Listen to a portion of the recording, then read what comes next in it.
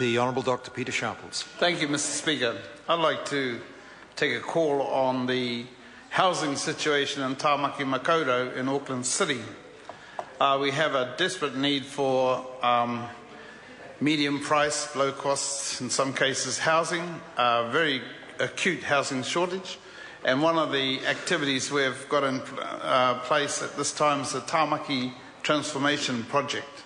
Tāmaki is a central eastern suburb of Auckland City, and the project basically is to remove old New Zealand Corporation housing, take it out and put in new housing there and make more houses available and move other people in amongst the suburb.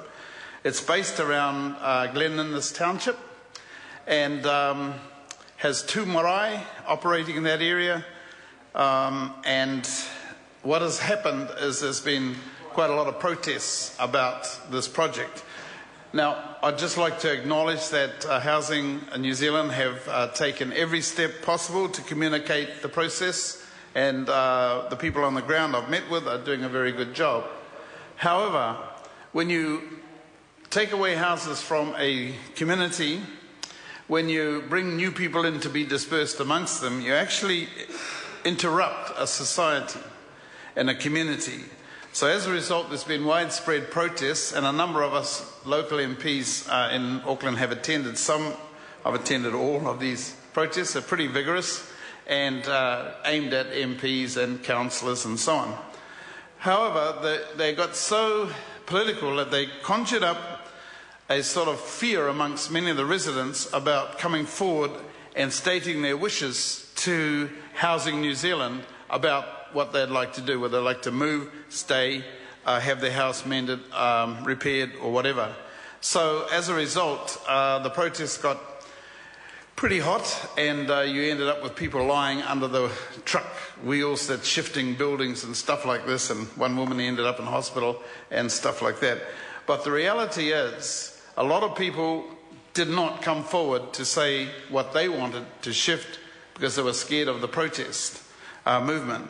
So I think we've got to think about this when we do a mass project in a community, because what you're actually doing, you're interrupting the sports club, the Kura Kaupapa Māori, the marae, the bridge club, the schools, and all the community things that have made Glen Innes and that whole community what they are. And by taking out selected places and interrupting the community activities, the bridge club, all those kind of things. So there's a real need for us to take the community into account and not just deal with the residents that are involved there. Yes, it has happened. Well, I've set up an office there to assist the process and put 2 of my kaitoka workers in who have visited the houses of the people who are too frightened to come forward and taken them to Housing New Zealand to negotiate their service and stuff. But nevertheless, there's still that disquiet there amongst the community that their whole community's been disrupted.